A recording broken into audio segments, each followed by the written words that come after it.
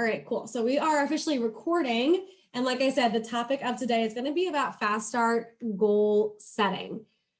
So I'm going to share a couple of key tips that I have shared in previous messages. If you've ever heard my goal setting message before, either in like a divisional meeting or a TLA or something along those lines, then this will sound familiar to all of you. But there is some question and answer that we're going to start off with. So the first question, why is goal setting important to your business? Who wants to answer? These are not hard questions, by the way. There's no tricks here. Why is goal setting? Gianni. Because we don't have goals and we're never going to reach them. Sure, absolutely. That's a great way to look at it. Absolutely. So then why is helping your team set goals important to your business? You can answer again, Gianni. Yeah, I mean, you want to make sure your team stays motivated, and goals are the best way to keep a team motivated. For sure. Right, exactly. It helps people start taking action. There's a purpose behind their action because they're going after goals, right? So what positive outcomes exist when your team members are committed to their own personal goals? I want you to think as it pertains to your business. What positive outcomes exist for your business when your team members are committed to their own personal goals? Let's get Leo or Philip here to answer. Yeah, Leo. You can just unmute yourself. Oh, okay. Okay, cool. Yeah, so when your team hit their goals, and as a group or as an office, you hit your goal as well. Cool. Yeah, exactly. When you help enough people get what they want, you ultimately get what you want. That is one of the hidden secrets to branch success, but success in general. And then what is made easier for you as a leader when your team members are committed to their own personal goals? Philip? Yeah, so I think if they're committed to their own goals, there's a lack of a need for us to actually provide motivation to them and expense the energy into actually making them do the activity. Yeah, So short answer is everything is made easier for you. Yeah. Right? Everything is made easier, from your culture to your conversations to your push periods to your accountability groups. Everything's made easier when you help your teammates commit to their own personal goals. Of course, you all have team goals, and it's important that your team is tied into those goals as well. But the reason why people come to you, first and foremost, is because they want something out of this position. Maybe they want a community, but before that, they probably also want income and experience. So while they might not be necessarily as psyched about the team goals from the start, you can get them excited about their own personal goals. You create room for them to get really excited about the team goals as well. So final question before we dive into some content here is, what is goal setting? Like, if you think about goal setting, what is it? Like if you think about the definition of goal setting, who wants to try to answer? Gianni. Giving yourself checkpoints, giving your team checkpoints to hit along the way. We talk a lot about just like a 3-pronged goal. Your must do, your should do, your could do, the classic. But giving yourself a standard. Cool. Okay, great. So yes, and there's more to it there, but that was a great beginning kind of definition of goal setting. So it's more than just kind of picking the checkpoints, picking the must do, should do, could do, but it's also about setting things into motion. Now, the checkpoints do help create that motion because it gives them a place to reach for that might be a little bit more attainable than the far-reaching goal. But I think the most important aspect about goal setting that people tend to forget about is the actual setting part of the goal. When it comes to new branch managers, I often have this conversation with these branches where they tell me, yeah, I just don't get it. Like, they come in, my reps come in, they tell me they want to do all these things. And then what happens? They don't do them, right? How many of you have experienced reps before that tell you they want to go after like a 6K fast start, but then the actual execution of that is like nothing? Who's experienced that before, or can at least empathize for those who have experienced that? We've all experienced that to some extent. So when it comes to getting reps goals, that is half the battle. Having somebody actually verbalize what they want to go after, that's one step. But what is really important to remember, especially as a branch, is the setting part of the goal setting, which is setting the goal into action through planning and igniting intrinsic motivation. So Philip mentioned that what's made easier when you get your reps committed to their goals is that you don't have to spend as much energy motivating them. It's exactly right. So when you can ignite intrinsic motivation in your reps, you will not have to spend as much time dragging them along. And nobody wants to drag people along. You inevitably will this summer, but you will be so much more psyched for the people who you get to just uplift versus the people who you drag along. So let's talk about that. Let's talk about the key ingredients to goal setting. So ingredient number one, who wants to take a guess at what the first step is? I kind of already hinted at it, but what might be the first step to goal setting?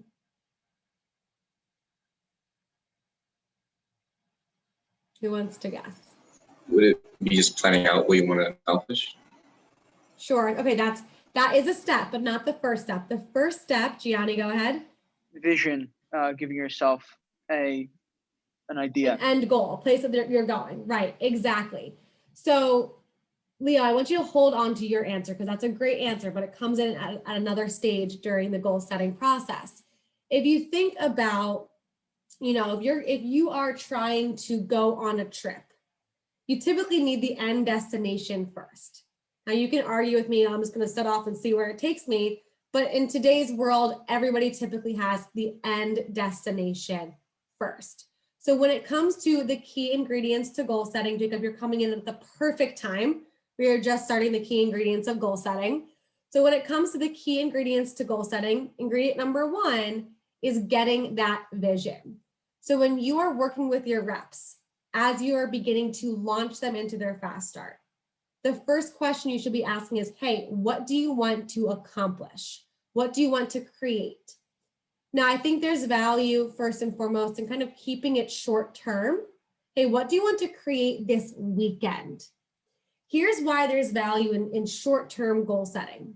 There's a great book called Drive, and it talks about kind of the psychology of why people want things and why people have drive towards things.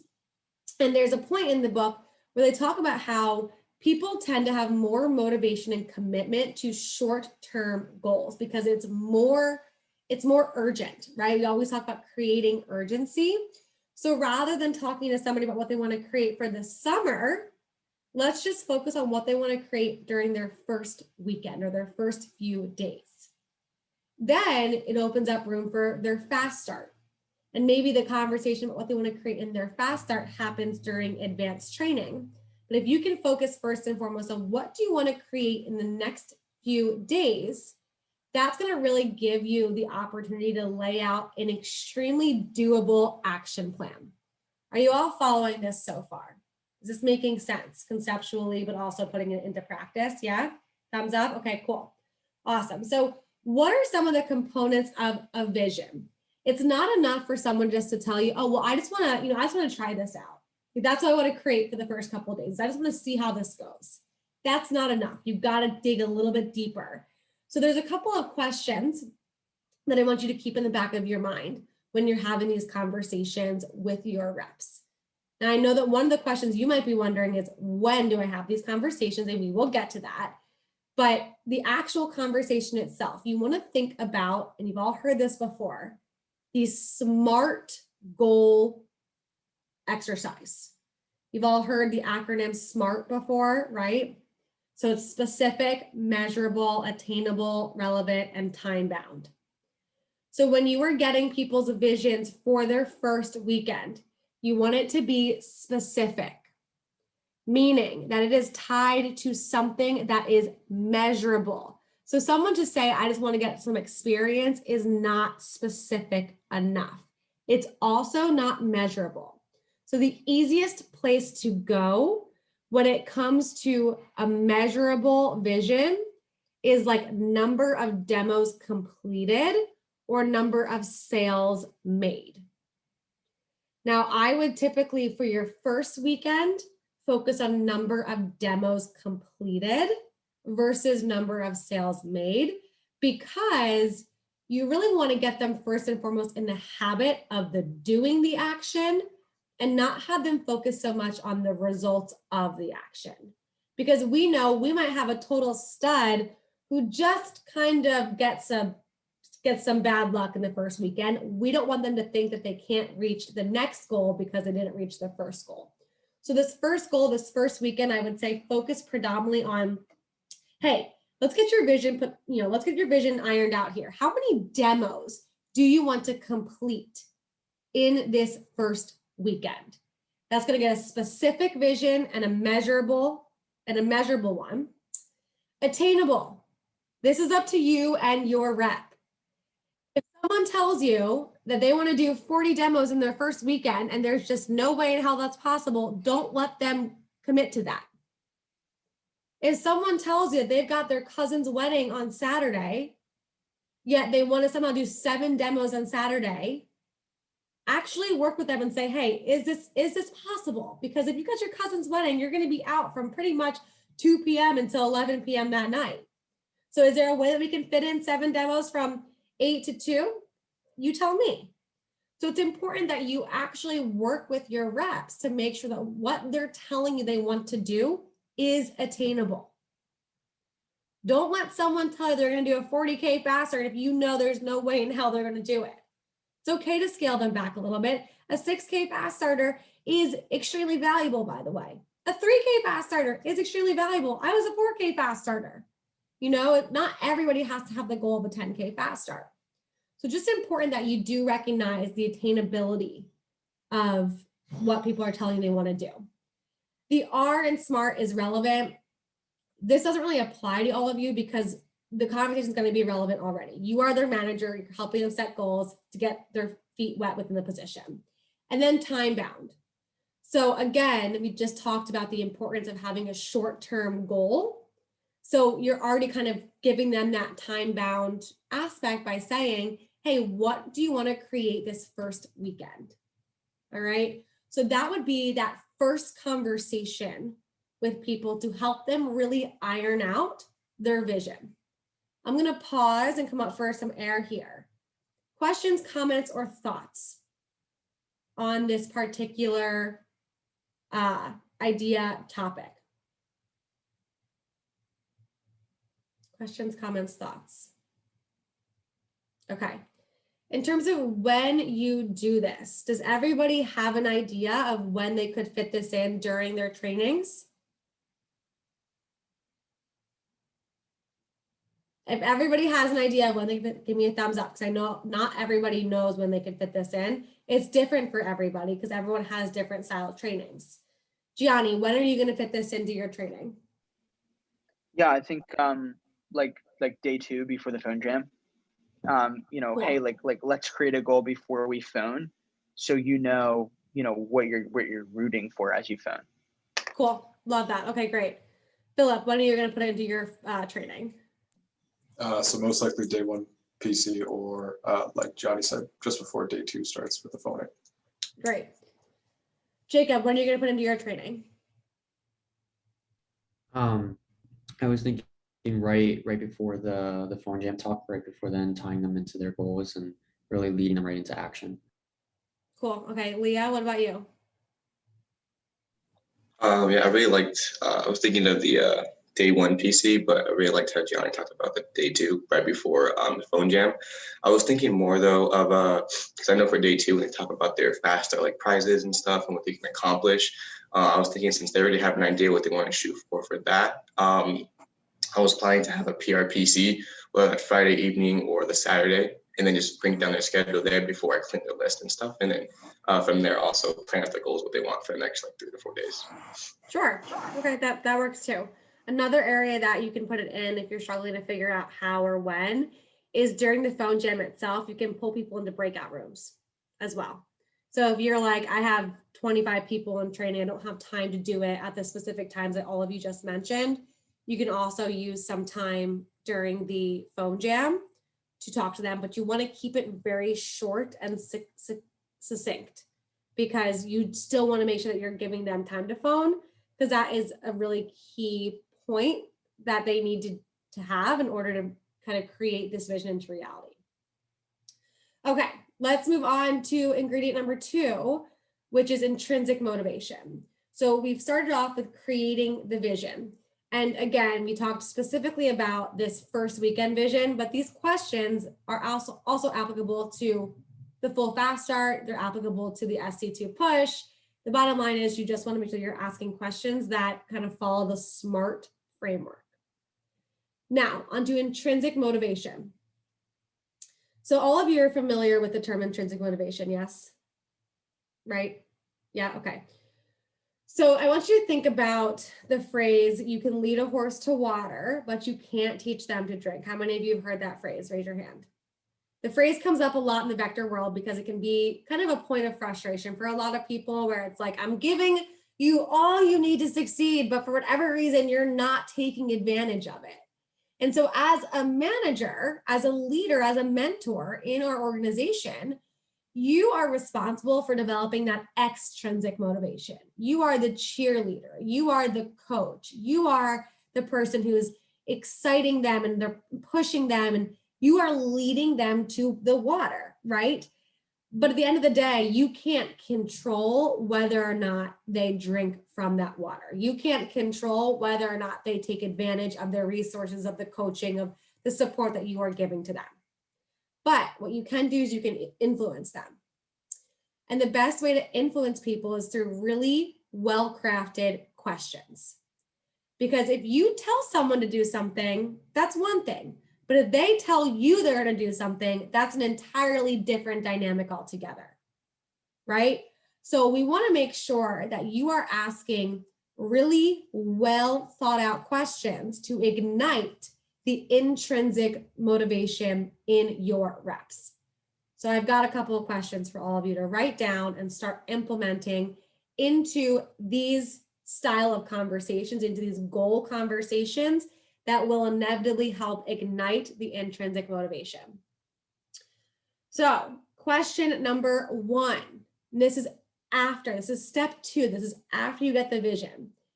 If you were to share your goal with others, so if you were to share your goal with others, what would you tell them to convince them it was a worthwhile goal? You're not writing this down, make sure that you're writing this down. So if you were to share your goal with others, what would you tell them to convince them it was or it is a worthwhile goal? Why do you think this question is really effective? Who wants to take a guess at this? I think it's effective because it makes them think of like the purpose and the why behind their goal. Yeah, it's not just the question of like, hey, why do you want to go after this? Because I think that question's great, but it can sometimes elicit like some weenie responses. This type of question really gets them thinking differently. So Leo, you're totally on point there. I'm going to add one more perspective on this. When you have them act as though they're convincing somebody else, guess what happens? They convince themselves, right? So there's a reason why we asked the question in the post interview, hey, tell me why you think this position would be a good fit for your future or whatever, like some variation of that question. Because in the act of them actually having to think through the answer, they convince themselves that this would be a good fit for their future. So the same way with this question, when they're thinking about convincing somebody else, they ultimately end up convincing themselves as well. Question number 2, what will accomplishing this goal bring into your life? The question is, what will accomplishing this goal bring into your life? Why is this question valuable? Just go ahead and unmute yourself and give a response. It honestly gives them something to look forward to, and it gives them that reason, okay, what they're fighting for, and just the pot of gold at the end of the rainbow is what I'm trying to say. Yeah, absolutely. It helps them see that there's, so we talked about the why, there's also a purpose to this, right? Like you are getting better in some area. You are adding something to your life by going after this goal. Now, I know that you might be thinking, well, we're talking about their first weekend. This is a kind of a big question for their first weekend. It's not. Don't be afraid to ask them, hey, like, what will accomplishing this goal bring into your fast start? Like, how will this affect your fast start, do you think? Or what will accomplishing this goal during your fast start do for your summer? Or do for your first month in the business? Hey, what will accomplishing this SC2 goal do for your bank account? Like, you can ask specifics on this question, but the point is you want them to start thinking about actually completing the goal and how it's going to positively affect a particular area of their life. Okay. All right, final question to ignite the intrinsic motivation. What will become easier for you when you accomplish this goal? So it's similar to the second question, but it reminds them that doing this activity is designed to add more ease into their life. So that way, when things get hard, it's worth it to keep going. So, hey, what will become easier for you when you've completed your first 10 demos? Yeah, totally. The close, the dropping down, whatever. Asking for referrals. Hey, what will become easier for you when you've added $2,000 to your bank account because you've accomplished your 10K fast start? Taking your girlfriend out to dinner? Yeah, totally. I'm sure she'd really enjoy that. You know, just like whatever responses they might give, affirm those responses. But again, you can make this question very specific based on what they've already shared with you. All right, I'm going to pause. Come up for some air here. I'd love to get some feedback, thoughts, comments, light bulbs that have come up for you as you've been kind of thinking through these questions.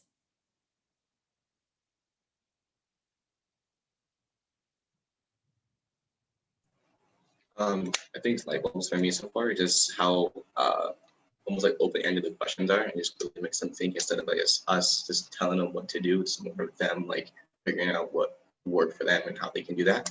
And that's something I just really like. And just even just using an example of like the 2K and just putting more examples into the question makes it a little bit easier to understand, like, how can we change it up to make it, right for the scenario at hand. Mm-hmm.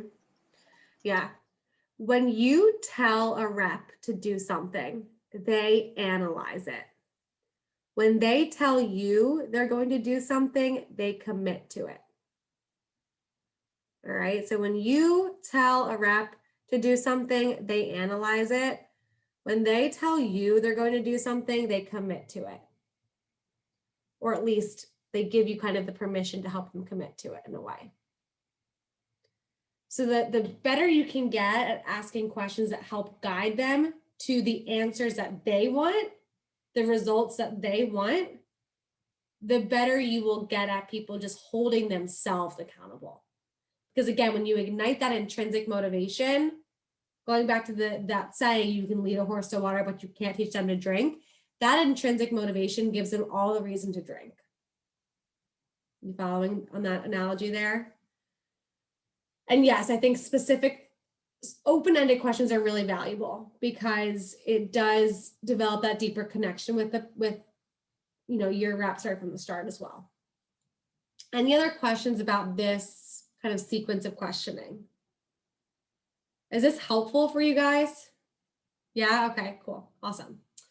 All right, so let's move into what Leo mentioned before, the planning side, right? So we talked about kind of getting the goal in itself, igniting the intrinsic motivation. Now we have to talk about what is the actual plan. So when it comes to a plan, research shows that the action of planning out your goals in a step-by-step process increases the sense of internal control of your own success. So it ignites that intrinsic motivation even deeper. So when you help someone plan out a goal or you plan out your own, you ignite the feeling and understanding that success is determined by actions and skills, not just by luck. So when you can have your reps understand that, the better they get at the job, the more work they put in, the better they're going to do. Like, that's what you want, because then it's, you're not dealing with people who are calling you and just saying like, I'm unlucky, or this job's just not for me. They begin to take kind of responsibility for what they're doing on the front end to get better. So anyways, how do we create a plan? Well, first and foremost, a plan is based in action, right? So we want to think about the goal itself and we want to work backwards. So if we're talking about the first week and if they say, all right, I want to complete 10 demos, great. So you just work backwards from that goal. So first and foremost, you want to make sure that their schedule aligns with the goal itself. Because again, you still want to make sure that it's an attainable goal. So someone says, I want to complete 10 demos. Okay, great. So because we know that some people will reschedule, we probably want to make room for between 12 to 15 demos. All right, so 12 on the low end, 15 on the high end. Let's take a look at your schedule. Show me what you've got going on. Make sure that you have everything in your schedule that could pop up that might take you out of the demos. Take a look at their schedule and say, okay, now I want you to kind of look at your schedule and I want you to put in hour slots for the demos or however long your particular demo is. Great thing about virtual world is that you don't have to drive anywhere. You don't have to account for that extra time. So actually have them start putting in their demo slots. And then I would say, hey, can I take a look at that and see what you've got going on? Like what did you put in here? Count with them. Okay, great. I see you have 12 demo slots in. Perfect. So you're setting yourself up for success to complete these 10 demos. The next thing that we have to make sure that you have is the names and numbers to call, right? Because if you want to schedule 12 demos, you need to at least call probably 20 people on your initial list. We know that their initial list, their call to schedule ratio is much higher. And I would even probably say they need about 30 names and numbers. But you choose which kind of ratio you want to go with, whether it's a 1-to-2 ratio or a 1-to-3 ratio or 1-to-5 ratio. But I would make sure that you're not making things seem too difficult, but you are acknowledging the challenge that's ahead of them. So you want to say, all right, great. So let's take a look at your names and numbers that you have to call.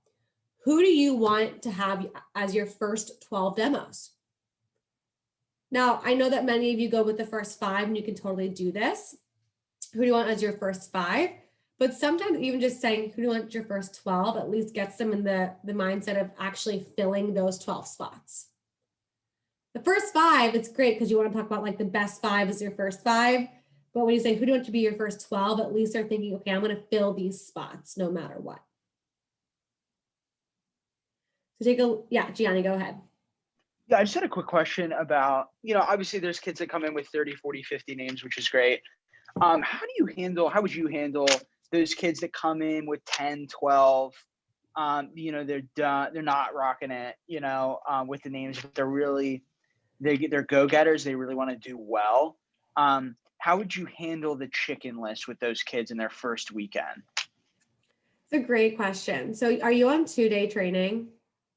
No, we're doing 3-day training. So first day at the end, their assignment is the names list assignment at the end of day 1. Okay, so typically we see a much higher number in terms of names and numbers in 3-day training because you have more time to emphasize and talk through it. Who are you running your own training or is somebody else running your training? Right now I'm on with Ryan Suplee, right now. Got it. And do you know what his average number is for names and numbers? Like, what does he typically see in his office? It's a great question. I don't know off the top of my head, but I know most kids are coming in with at least 30 to 40. Yeah. So I know for a fact, there's a lot of benefits of 2-day training. One of the benefits of 3-day training is that kids typically come in with more names and numbers. So I would ask Ryan that question specifically. I have answers regarding the 2-day training, but 3-day, typically you don't see people just come in with 10 to 12 names and numbers. So I would go back to Ryan and ask him, hey, what can I do in that situation?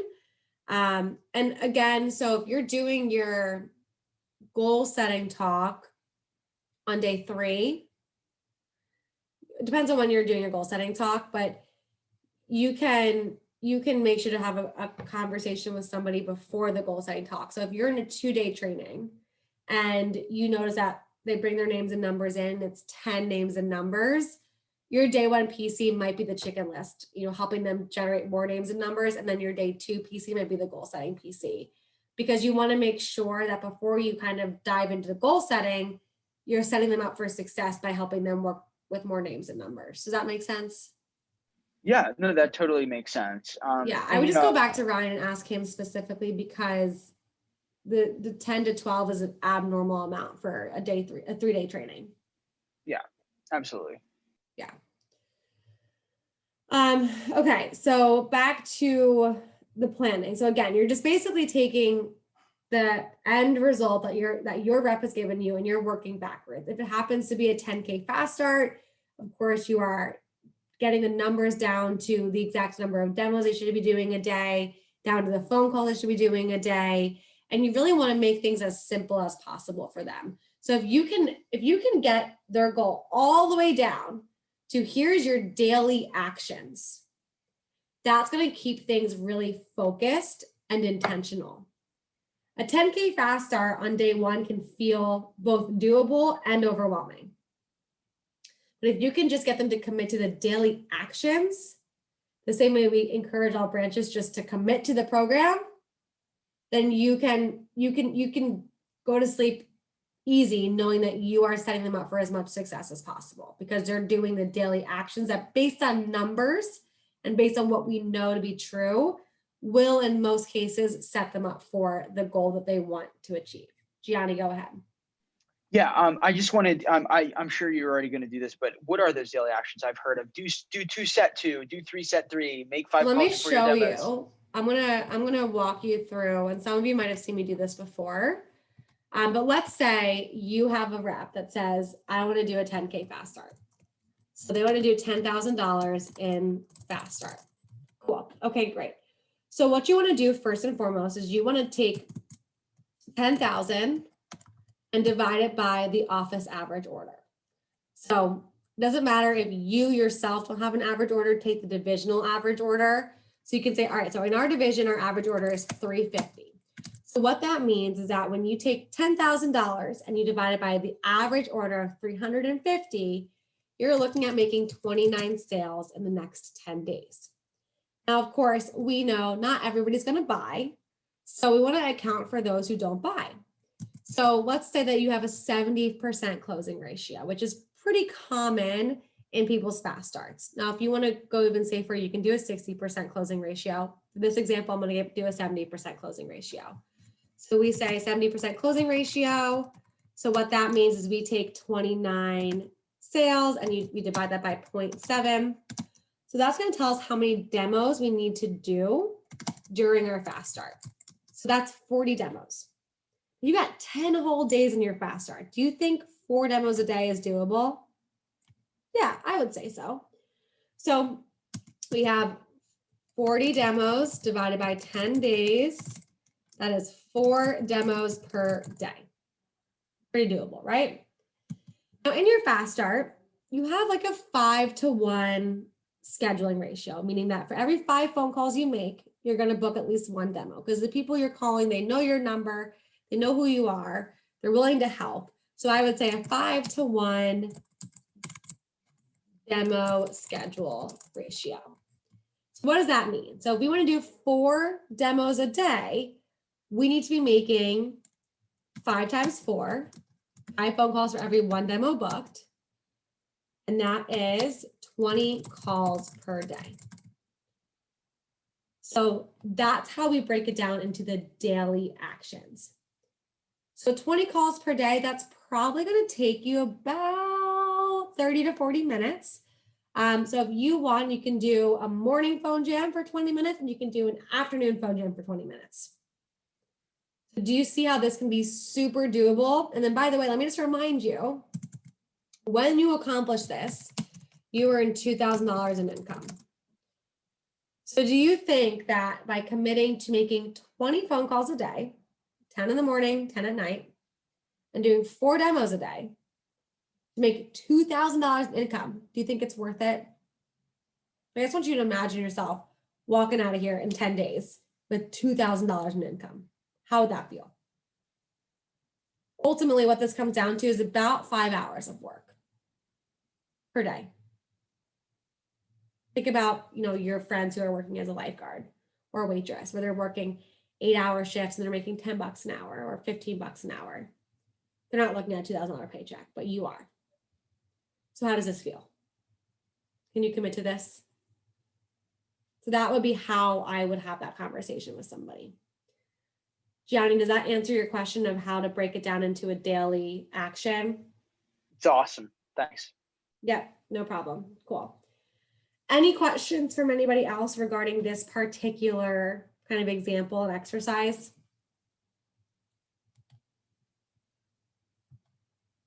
Cool. I'm going to take the silence as a no.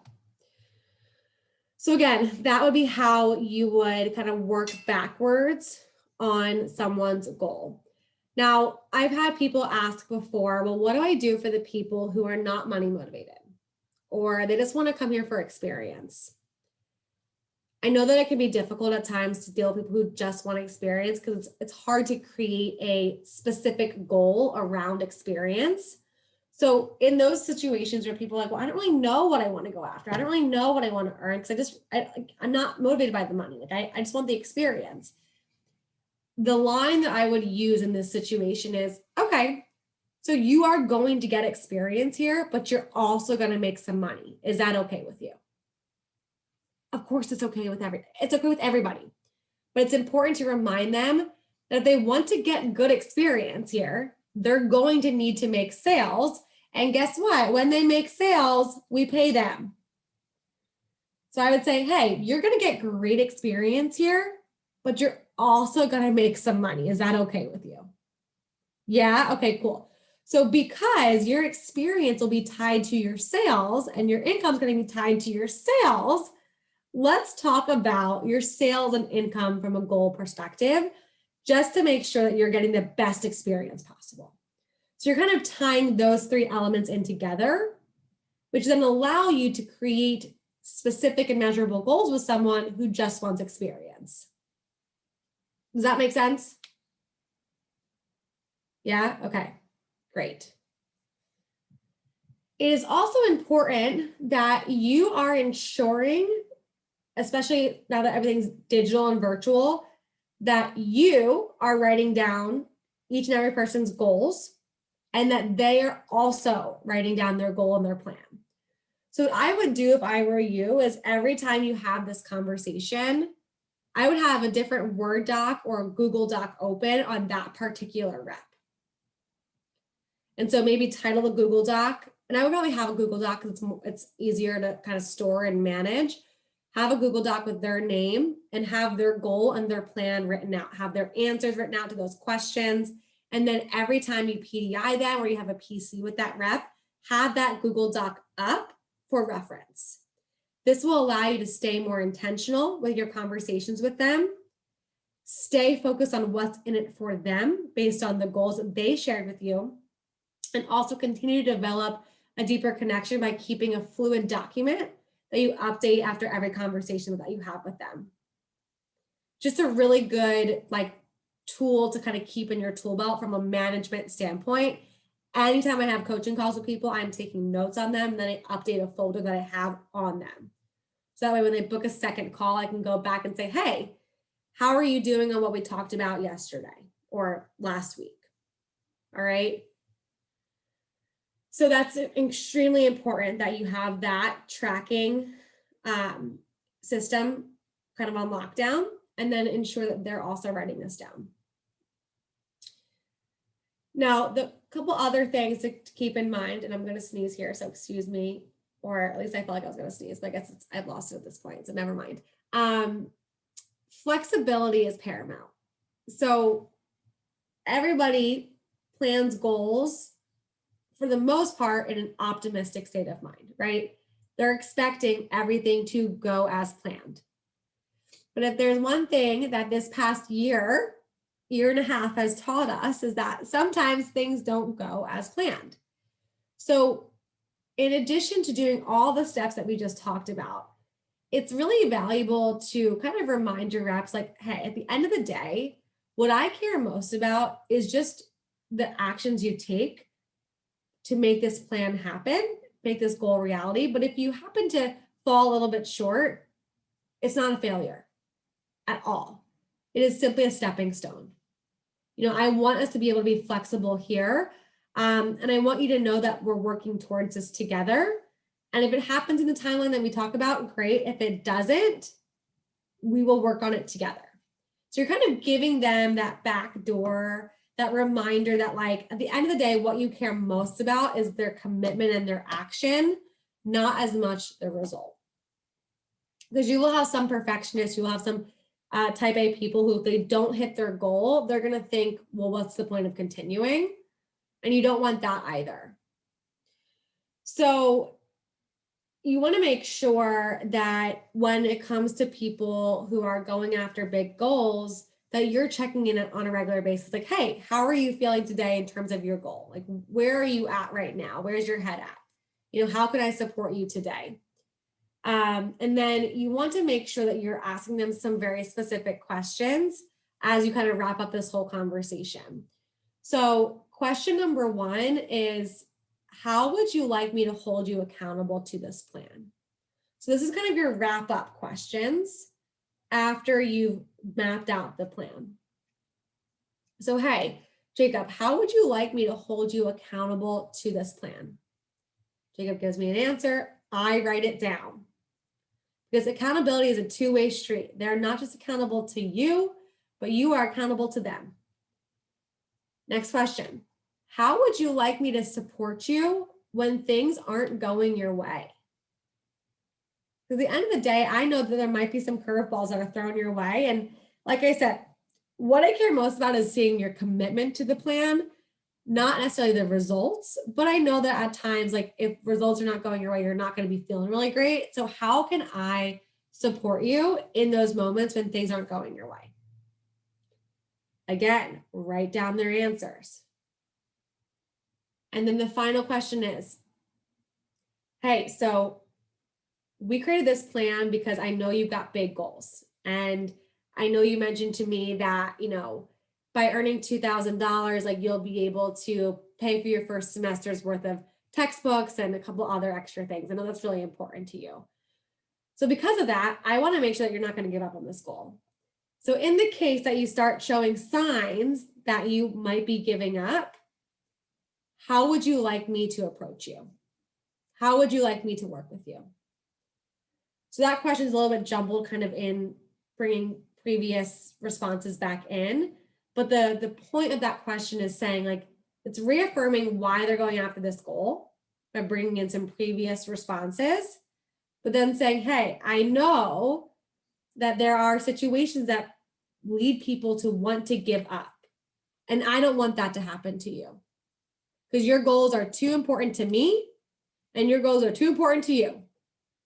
So in the case that you start to show signs of giving up, how do you want me to approach you? Or how do you want me to work with you?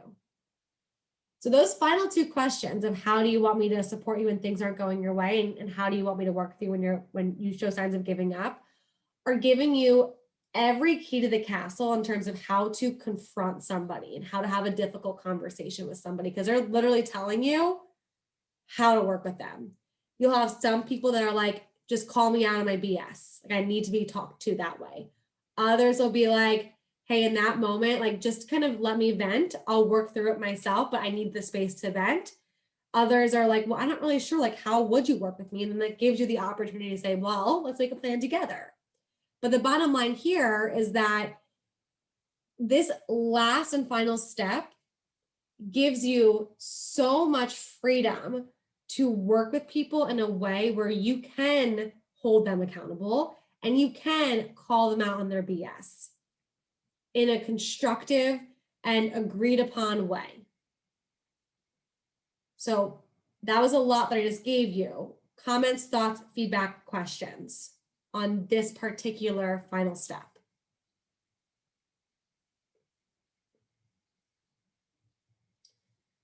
I'm going to ask that everybody gives me some type of feedback here because it's a lot that we just covered.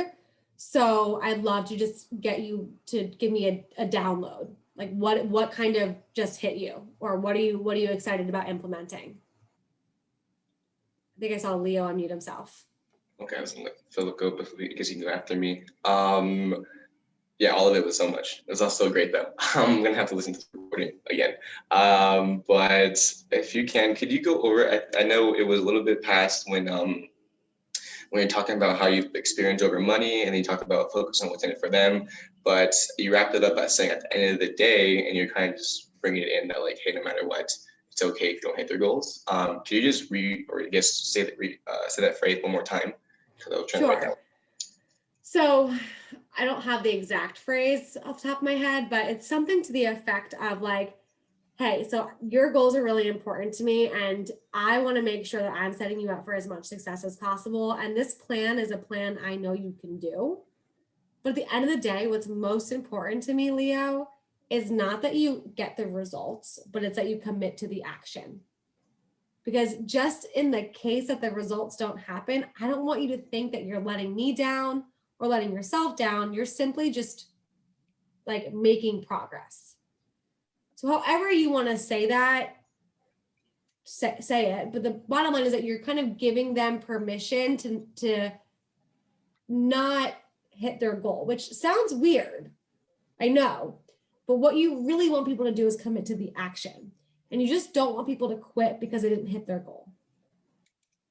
Okay. So it's not like, hey, if you don't hit your goal, like it's all good.